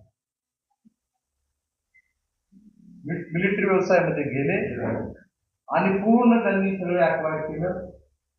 सगळ्या फलटणींमध्ये महार, तुमचा पूर्ण कोकण प्रांत, पूर्ण पश्चिम महाराष्ट्र सगळं मिलिटरीमध्ये, ब्रिटिश मिलिटरी सर्व्हिसेस. आणि पूर्ण आपली शक्ती त्या ठिकाणी आली. आणि मग हळूहळू पूर्ण, आणि मग सगळ्या जातीचे लोक त्याच्यामध्ये सत्ता निर्माण झाल्यानंतर आपण तर पहिल्यापासून होतो म्हणून आपण सुभेदार मेजर, आणि नंतर हे सत्ता त्यांची आली म्हणून हे सगळे बाकीचे नंतर तिथे जॉईन झाले, ब्राह्मण जॉईन झाले, सगळे सगळे झाले. आता महत्वाच्या मुद्द्याकडे चालले. आणि हे सगळे लोक तिथं आले. आणि मग ब्रिटिशांनी जे इथे राज्य करत असताना मोठ्या प्रमाणामध्ये आर्थिक लूट आपल्या देशाची जे सुरू केली आहे ती ब्रिटिशांनी केली. कारण ते पर्टिक्युलर त्यांना राज्य करायचंच नव्हतं. त्यांना काय करायचं होतं या देशामध्ये, तर त्यांचा व्यापार करायचा, तिथून पैसा कमवायचा आणि तो इंग्लंडला घेऊन जायचा, एवढं त्यांचं मर्यादित. पण आपल्या इथल्या लोकांनीच त्यांना हातामध्ये देऊन टाकले. हे पेशवे, आपण काय राजे होतो का? ब्रिटिश ज्यावेळी आले तेव्हा आपण राजे होतो का? आम्ही राजा असतो तर येऊन दिलं नसतं त्यांना. आमच्या हातात जर राजेशाही असती, आमचा राजा जर असता तर आम्ही येऊ दिलं नसतं त्यांना. आजही आपण महारवाड्यामध्ये कुणाला येऊ देतो का? येऊ शकतो का? नाही येऊ शकत. त्याला राजवाडेच म्हणतात. येऊ शकत नाही तिथं. पण मोठी सत्ता जी आहे ती सत्ता आमची नव्हती. या लोकांनी आपसातल्या लढाया, आपल्या आपसातल्या संघर्षामध्ये ब्रिटिशांना इन्व्हॉल्वमेंट केलं, ब्रिटिशांच्या सैन्याचा वापर केला, त्यांना पैसे दिले एकमेकाच्या विरोधामध्ये. आणि ब्रिटिशांनाच नाही, हे मोहम्मद गझनी, मोहम्मद गोरी जे भारतात आले यांना देखील हेच घेऊन आले. त्या मारवाड राजस्थानमध्ये एकमेकांच्या पोरी पळवणे, त्यांची लग्न एकमेकांबरोबर करणे, ह्याच्यासाठी राजपुतांचा संघर्ष व्हायला. बघा सगळे सिनेमे राजपुतांचे कशावर. या राजपुतांच्या बहिणीला ह्याने पळवलं, त्याने त्याला पळवलं, आणि ह्याच राजपुतांनी आपल्या पोरी अकबर बादशाला दिल्या. आपल्याच पोरी त्या सुलतानांना दिल्या आणि या देशावरती त्यांना राज्य करायला बसा तुम्ही परवडले पण हे परवडणार नाही असं केलं. आणि सत्तेमध्ये काय झालं, जेव्हा महार समाज सगळ्या ब्रिटिशांच्या सगळ्या मुख्य पदांवरती होता मिलिटरीतल्या, त्यावेळेला ह्यांच्या लक्षात आलं की अरे आता ह्यांच्यासोबत राहिलं तरच बरं आहे, नाही तर मग काय खरं नाही. सगळे घुसले आणि हळूहळू त्यांनी काय केलं, त्यांचा कार्यक्रम चालू केला, फोडा आणि जोडा. तो कार्यक्रम त्यांनी चालू केला, बसले. आणि ब्रिटिशांनी तर काय भारतामध्ये गन इंट्रोड्यूस केल्यानंतर बंदुका आणि पुढे तर थोड्याफार प्रमाणामध्ये ब्रिटिशांच्या विरोधामध्ये काही लोक काम करत होते, पेंढारी लोक. आता हे पेंढारी कोण आहेत, ज्या पेंढाऱ्यांचे उल्लेख करतात, पेंढारी हे पेंढारी मुस्लिम सैनिक होते. यांनी खऱ्या अर्थानं ब्रिटिशांच्या विरोधामध्ये सुरुवातीला काम करायला चालू केले, पण ते मुस्लिम म्हणायचे ना, म्हणून त्यांना पेंढारी म्हणतात. हे काय म्हणतात, पेंढाऱ्यांचे सैनिक. आता पेंढारे म्हणजे काय गवताचे भारे पेंढारे मुस्लिम, 3 मुस्लिम होते. त्यांनी ते सैन्य बनवलं ब्रिटिशांच्या विरोधामध्ये. इथला आदिवासी समाज आधी की ब्रिटिशांच्या विरोधामध्ये हे का विरोधात होते, तर ब्रिटिश जंगलामधली जी संपत्ती आहे, काय आहे जंगलात संपत्ती, साग, जंगली औषधं, हे काय करायचे, तिथून काढून चंदन वगैरे. आता साग, चंदन आणि औषधं, आयुर्वेदिक औषधं जे आहेत ते सगळ्यात महाग आहेत की आज होईल. साग, चंदन भेटते का आता कुठे, तर ते वाचवण्यासाठी म्हणून त्यांचा ब्रिटिशांसोबत संघर्ष होता. कुणाचा, आदिवासींचा, बिरसा मुंडा, ही सगळी मंडळी. आणि ही इथल्या लोकांचा जो संघर्ष होता, तर हे महार गेले त्या आतमध्ये ह्यांना बाहेर काढण्याचा संघर्ष होता. आणि हे काय पण कोणी ह्यांना बाहेर काढायचं सैन्याचं, हे असाच कार्यक्रम चालू होता त्यांचा. त्यातच ब्रिटिशांनी काय केलं, तर कारतूस इंट्रोड्यूस केलं, बंदुकीचे कारतूस. कारतूस तोंडाने तोडावं लागायचं आणि ते वापरावं, बरोबर. आता हे 1857च्या बंडाची जे मोठी खुशारकी मारतात, पण जोपर्यंत त्यांना कळलं नसतं हे कारतूस कसले आहे, चरबी कसली आहे, डुकराचे का गाईचे का बैलाचे का बकरीचे, हे कळलं नसतं तर हे गप बसले असतं अजूनपर्यंत शांत. हे सांगण्याचं काम पण महाराजांनी केलं. हे सांगण्याचं काम कोणी केलं, महाराजांनी केले. खरं तर चूक झाली ती महाराजांकडून की त्यांनी सांगितलं, पण ते सांगावं लागलं का ते महत्वाचं आहे. हा जो मंगल पांडे, तो ज्या तुकडीमध्ये होता तिथे सुभेदार आपले महाराजचे लोक, हा मंगल पांडे साधारण आहे शिपाई होता. आणि तिथे असताना एक महार सुभेदार पाणी पिण्यासाठी तिथे हौद असतात मिलिटरीच्या, ते एकत्र असतात ना, ब्रिटिशांच्या काळात एकत्र आता पण एकत्र. पाणी पिण्यासाठी गेला, हा मंगल पांडे तिथे होता. त्यावेळेला असं तिथे मला अवजड होतं का, तू महार आहे, झेड आहे, मैत्र आहे असं म्हणून त्याला. तर तो सैनिक जो होता महाराजचा, त्याला ते राहिलं नाही ना, तो सुभेदार होता. त्याने बोलला, तुझा धर्म भ्रष्ट होतो काय रे, तुझा धर्म आधी भ्रष्ट झालाय म्हणे. कसं काय सांगतो तुम्हाला, तोंडात घालतं ना, बोला वडतो ना, मग काय आहे माहितीये काय आहे ते, कसं माहिती असतात मंगल पांडेला की डुकरांचे वेगवेगळ्या चरबी, कुणाला कळणार ते का माहिती आहे, कुणाला कळणार, जे का कळणार, कारण आपण खात होतो, जे खात होते बरोबर आहे, जे खाणार त्यांना कळणार काय आहे ते. तुम्ही खात नाही, तुम्हाला कळणार कसं. त्या महाराने रागाच्या भरामध्ये त्या जाईने, जा तू गाईची चरबी डुकराची चरबी रोज खातोय बोलले, मला सांगतो धर्मप्रस्ताव कळली बाप मी सगळ्यांना. आणि हे सगळे नंतर उभे राहिले, आमचा धर्मभ्रष्ट झाला, धर्मभ्रष्ट झाला, धर्मभ्रष्ट झाला, असं झालं. कसं झालं तर ह्याच्यामध्ये गायची चरबी आहे. कोणी सांगितलं? यांनी सांगितलं. कळत मला ब्रिटिशांना आलाय तर 1857 बंड मोठं झालं. त्यांचं ब्रिटिशांना लक्षात येणं काय झालं काय, ब्रिटिशांनी आयोग नेमला अभ्यास करायला की बंड झालंच कसं. यशस्वी झालं नाही बंड, कुठेतरी चपराक बसली ब्रिटिशांनी. ते बंड पण कुणाच्या नेतृत्वाखाली लढले? बहादूरशाह जफर, शेवटचा बादशाह. त्याचं तर बिचाराचं नावच घेत नाही ते लोक. तो सेनापती होता पण त्याचं काही नाव नाही, भलत्यांचीच नाव आहे. आणि ते झाल्यानंतर, तो आयोग आल्यानंतर, जो मार्शल नावाचा जो होता त्याने ते सगळं, मार्कम मार्शल, त्याने सगळं ते बनवलं आणि सांगितलं की त्यांनी मग सगळ्यांच्या मुलाखत घेतल्या काय करायला पाहिजे आता. तर इथल्या ह्या महाराष्ट्रात जेवढे लोक होते, अफगाणिस्तान व्यतिरिक्त जेवढे लोक होते, त्यांनी सांगितलं की तुम्ही आमच्या सामाजिक ह्याच्यामध्ये हस्तक्षेप करू नका, आम्ही तुमच्या सोबत आहे. काय सांगितलं? आमच्या सामाजिक जी काय आमची रचना आहे त्याच्यात तुम्ही पडू नका.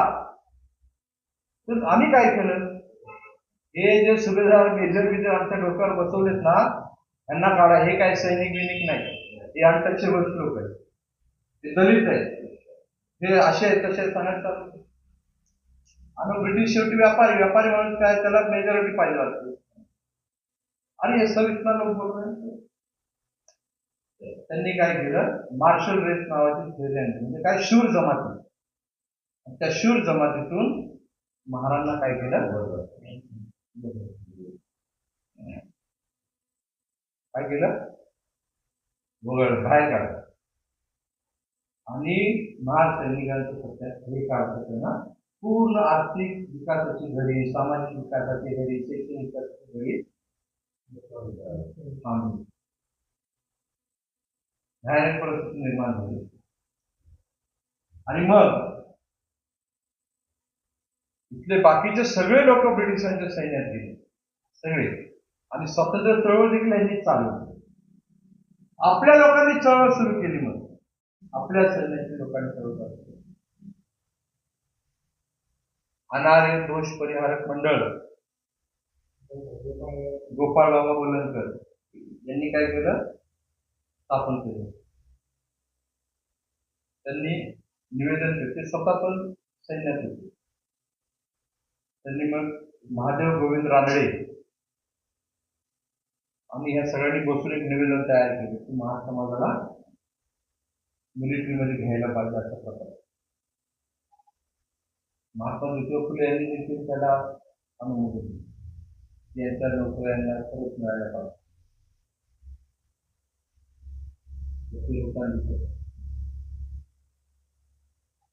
शिवराम जानबा कांबळे ही सगळी मंडळी त्या सगळ्यात मागे लागली. जगातली ही पहिली कम्युनिटी आहे, जगातली, भारतातली नाही. जगात बाकीचे लोक कुणीच बोलत नव्हते. जगातली पहिली कम्युनिटी आहे. ते म्हणत होते की आम्हाला मिलिटरीमध्ये घ्या. जगातली पहिली कम्युनिटी. कोणी मरायला तयार असते का कांबळे साहेब? ते म्हणत होते आम्ही मरायला तयार, आम्हाला घ्या. कारण जो अंगभूत गुण होता तो सैनिक व्यवसाय, परंपरेने सैनिक व्यवसायाचा गुण असणारे लोक या लोकांना या व्यवस्थेतून बाहेर काढण्याचं काम त्यावेळेला त्या ठिकाणी झालं. आणि त्याच्या विरोधामध्ये ही एवढी मोठी चळवळ त्या ठिकाणी सुरू झालेली आपल्याला दिसते. गोपाळ बाबा वलनकर असतील, शिवराम जानबा कांबळे असतील, सुभेदार रामजी सकपाळ असतील, खूप मोठं निवेदन आहे. बाबा वलनकरांनी जे पत्र लिहिलेले, त्याच्यानंतर जे पुस्तक लिहिलेले त्यावेळेला लोकांना समजून सांगण्यासाठी, त्यांच्या हस्ताक्षरामध्ये, मोडी लिपीमधलं आहे ते पुस्तक. सी व्ही खैरमोडे यांनी जे संपूर्ण संशोधन करून त्याच्या कॉपीज मुंबई विद्यापीठाच्या लायब्ररीमध्ये. कारण माहिती आहे इतक्या वर्षापूर्वी लिहिलेले पुस्तकाचे पान असं उचललं ना की ते असं ते तुकडे होतात. मी ज्यावेळेला अभ्यास करत होतो त्यावेळेला ते पान मला ते गरजेचं होतं ना आपल्याला ते अभ्यास करणं. मी ते विद्यापीठात मागितलं तर ते बोलले असं देता येणार नाही. मी बोललो मला ते बघायचं ते तुम्ही द्यायला पाहिजे. मग ते बोलले की तुम्हाला त्याच्या कॉपीज फोटो कॉपी करावं लागेल. ते पण करता येत नाही कारण ते झेरॉक्स करता येत नाही. मग ते मायक्रोफिल्म बनवावं लागेल आणि मायक्रोफिल्म बनवल्यानंतर ते करता येईल. ते मायक्रोफिल्म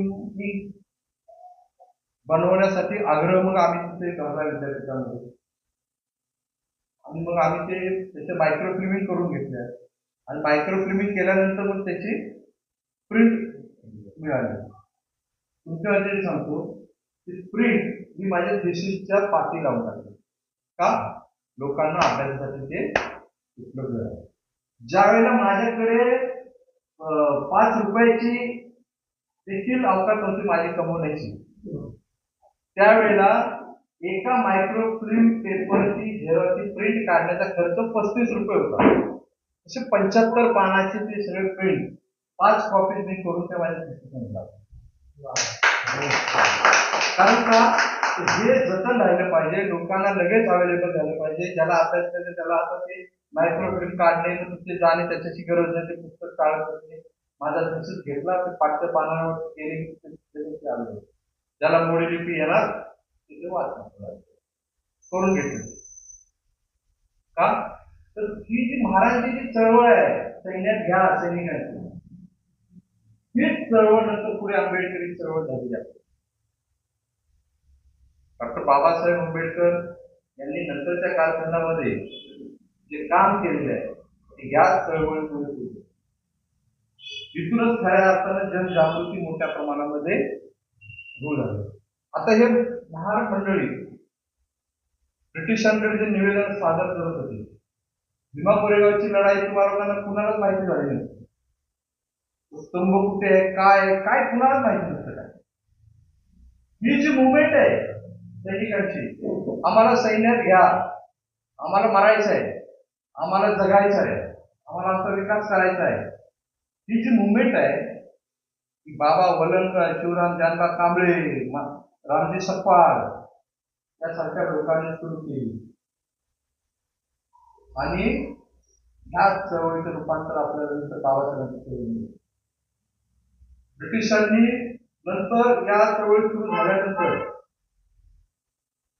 या निवेदनांमध्ये जी माहिती आहे त्या निवेदनांमध्ये सातत्याने आपली लोक सगळं सांगायचे कोणत्या कोणत्या लढाईमध्ये आले होतो ऑथेंटिक का झालेलं हे सगळं.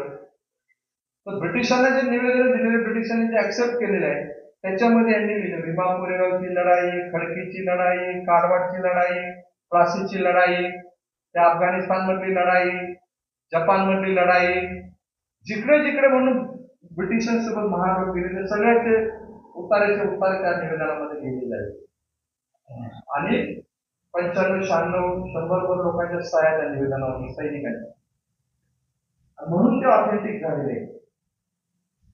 हे योगदान सैनिकांचं आहे आणि ही जर मुवमेंट नसती सुभेदार आमचे सपकाळ जर मिलिटरीमध्ये नसते त्यांना जर मिलिटरी काम करायला मिळालं नसतं तर बाबासाहेब घडले असते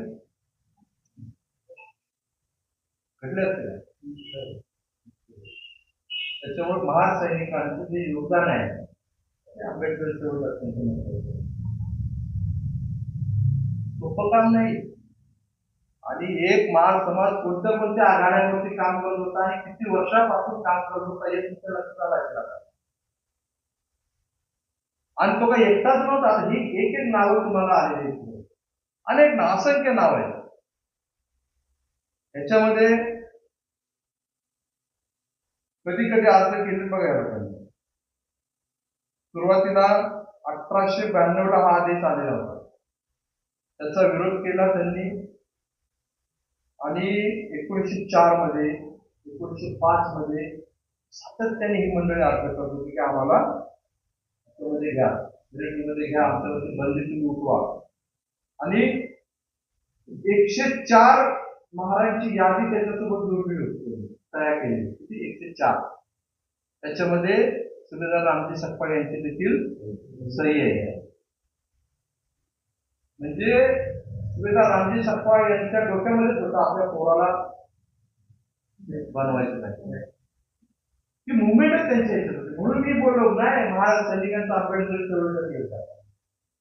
ही या सैनिकांनी बनवलेली आहे पूर्ण आंबेडकर. आज पण आपले लोक काम करतात ना, तर महाराज सैनिक म्हणून सैनिकासारखेच काम करतो आपले लोक. तुम्ही लोक जे काम करता ते सैनिकासारखेच करता ना, भीम सैनिक. पूर्वी महान सैनिक,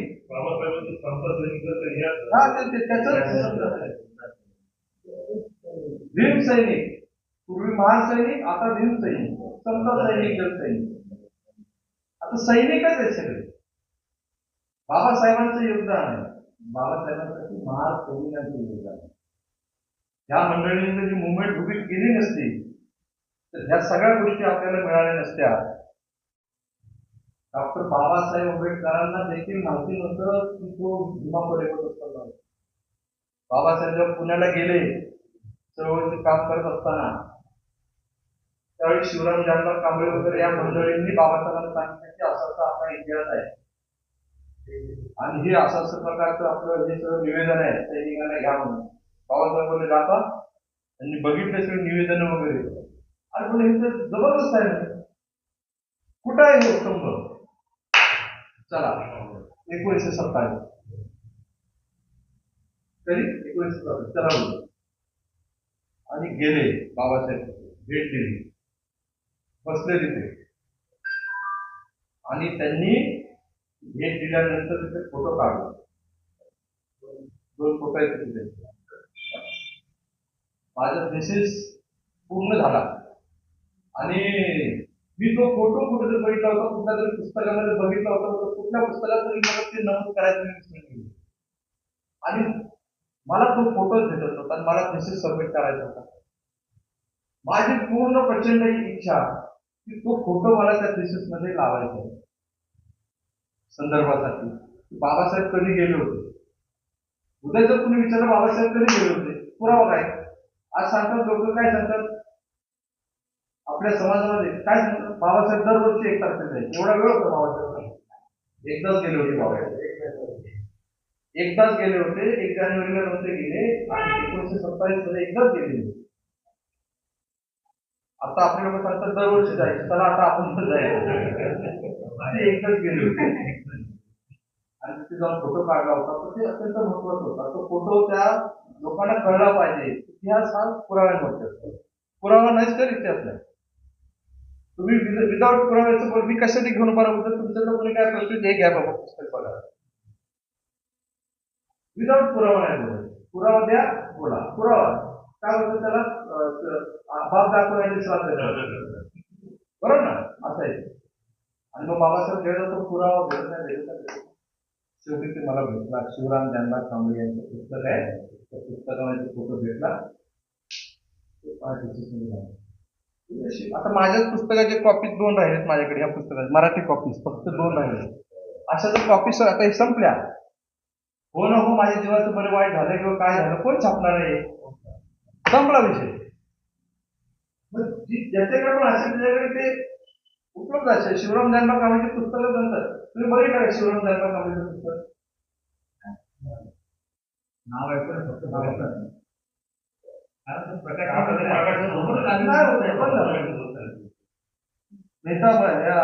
काही एका प्रकाशाने केलेले नाव त्याच्यामध्ये शिवराम जानबाग कांबळे यांचं चरित्र आहे असं लिहिलेलं आहे. त्यामुळे आपल्याला त्याला हातच लावणार नाही.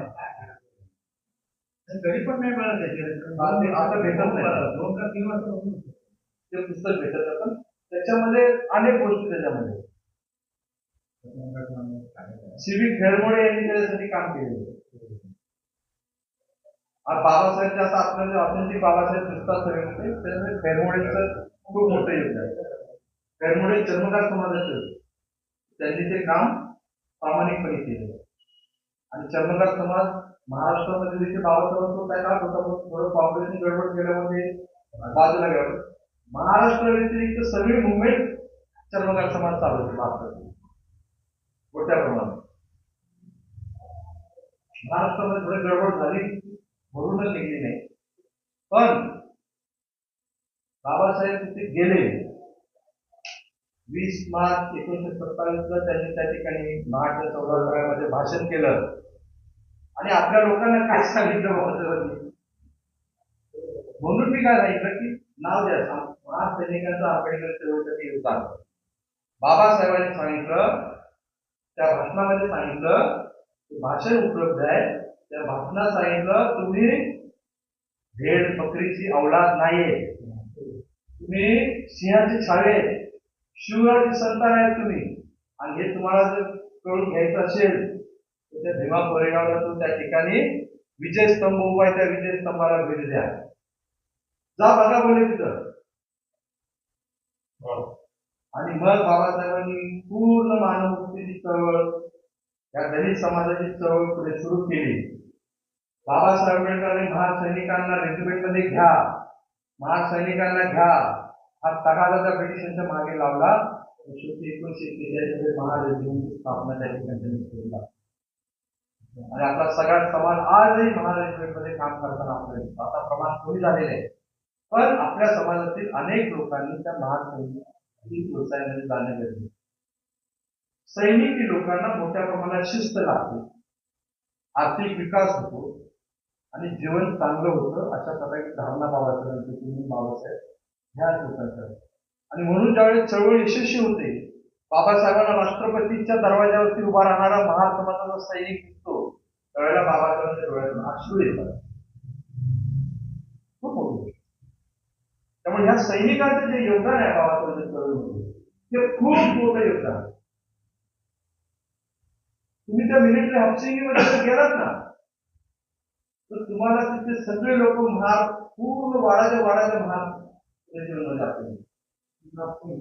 मिलिटरी हाफसिंग तिकडची आडनावर तुम्ही. आणि आपल्या समाजाचे सांगतो तुम्हाला, आपल्या लोकांची आडनाव वगैरे तुम्ही बघितली, काय काय आडनाव आपले, रणशूर, रणपिसे, गडकरी, गडाकुश, रणक्षेत्रे, नाग, अशा प्रकारचे आता आपल्या नावापुढे नाग लागायचं ते सगळं आहे. त्यामुळे ही जी आपली आडनाव देखील त्याच्यातून देखील उद्भूत होतो की हे सगळे रणावरचे लोक आहेत.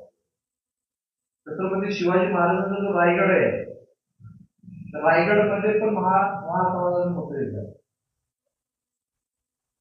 आणि काही गोष्टी अशा आहेत की महाराजांना दिव्य दान करावे लागले, जीव द्यावा लागलेला आहे स्वतःचा.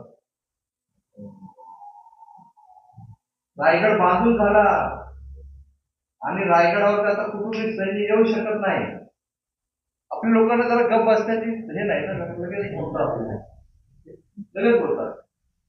आणि मग ते रस्ता नाही ते सांगितलं त्या वरून आले फिरोजी पाटणकर, ते जाहीर केलं की रस्ताच नाही, आता इथून कोणी शत्रूचा एक माणूस घेऊ शकत नाही. आपल्याला गप्प असायचं ना आपल्या माणसाला. ते म्हणलं नाही मी आणतो तुम्हाला, चला. कारण का महाराजांना माहिती होते दरेक फरकले रस्ते कुठे कुठे कुठे कुठे कसे जातात.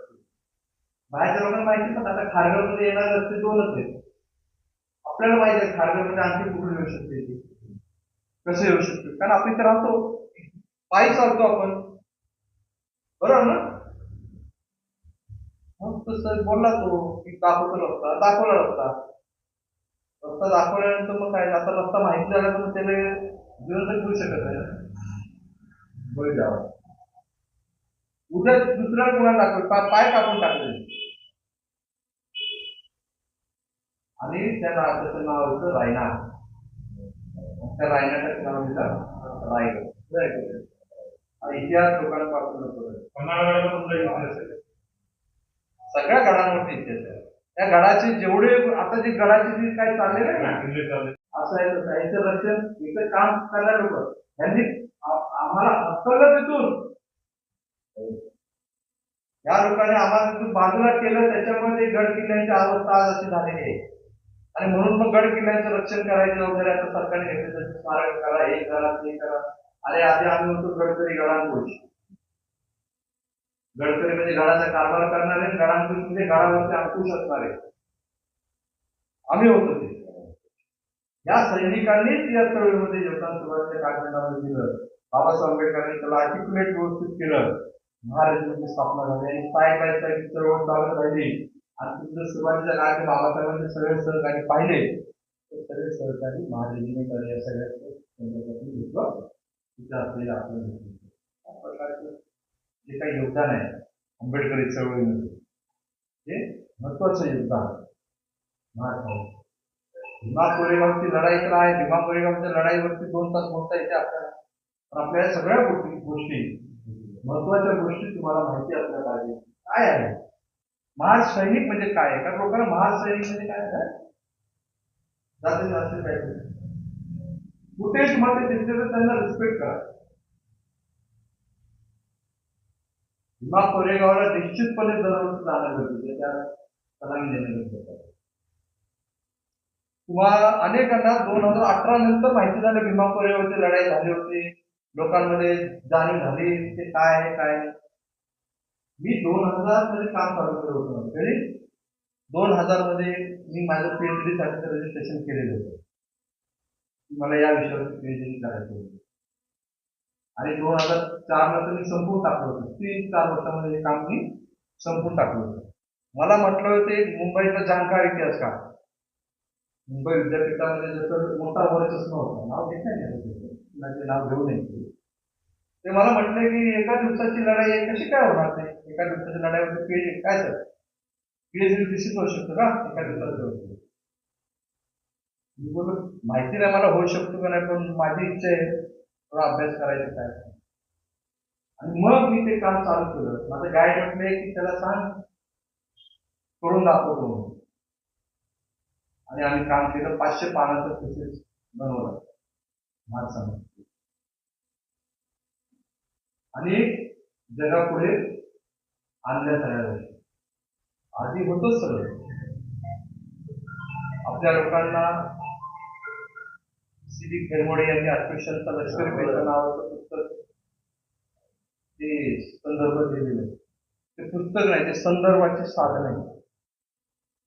त्याच्यावरून इतिहास शोधणं गरजेचं. आणि ही एक हायपोथेसिस आम्ही मांडलं की भीमा कोरेगावची लढाई झाली. भीमा कोरेगावच्या लढाईमध्ये महासैनिक का गेले, महार कोण होते आणि महासैनिकांचा इतिहास काय आणि भीमा कोरेगावची लढाई काय आणि भीमा कोरेगाव लढाईचे परिणाम काय झाले, अशा प्रकारे केले महासैनिकांचा इतिहास समोर आणला. आणि हे महासैनिक जे आहेत त्या सैनिकांचं योगदान आंबेडकरी चळवळीमध्ये नवचेतना निर्माण करण्याचं, नवीन विचार देण्याचं. बाबासाहेबांना भीमा कोरेगावचं पुस्तक मिळाला आणि बाबासाहेबांनी सांगितलं तुम्ही शूर संतांची अवलाद आहे, घाबरू नका कुणाला, तुम्ही लढू शकता. निर्जीव झालेले होते ना. आणि निर्जीव जमातीमध्ये जर जीव ओतायचा असेल तर तुम्ही बकरेच होते, असेच होते, तसेच होते हे सांगून उपयोग नाही ना. मी तर कधीच सांगत नाही ते हलक्या दर्जाचे काम करतो. ते अनेक लोक सांगतात आमचं जीवन असं होतं, होतं. ब्रोकन मेन थेअरी बाबासाहेबांनी आमच्यावरती लादलं गेलेलं आहे हे सगळं. तर आम्ही ब्रोकन मेन होतो, आम्ही कधी परत तयार झालेले होतो. आम्ही आता कुणाला घाबरणार नाही. की बाबासाहेब आंबेडकरांनी लोकांना समजून सांगितलं आणि बाबासाहेबांनी त्यांची चळवळ पूर्ण उभी केलेली आपल्याला देशभरामध्ये. आणि या देशभरातल्या सगळ्या माणसांना सामाजिक समता, न्याय, बंधुता हे सगळं मिळालेलं आपल्याला दिसून येतं. आणि म्हणून डॉक्टर बाबासाहेब आंबेडकर म्हणतात की मी खरोखरच महार लोकांचा अतिशय ऋणी आहे. महार लोकांच्या बळावर मी हे करू शकलो. माझा 30 वर्षाचा अनुभव हा आहे. महार हे रणशूर आहेत, लढू शकतात, त्याग करू शकतात. इतर कोणतीही जात ते करू शकत नाही. तेव्हा माझ्या दृष्टीने महार समाजाचे माझ्यावरती अनंत उपकार झाले आहेत, असं त्यांनी मुंबई येथे 28 ऑक्टोबर 1954 रोजी जे भाषण केलेलं होतं नायगावला, त्या भाषणामध्ये हे उद्गार त्यांनी काढलेले आहे तर ते माझ्या पुस्तकाच्या पहिल्या पानावर.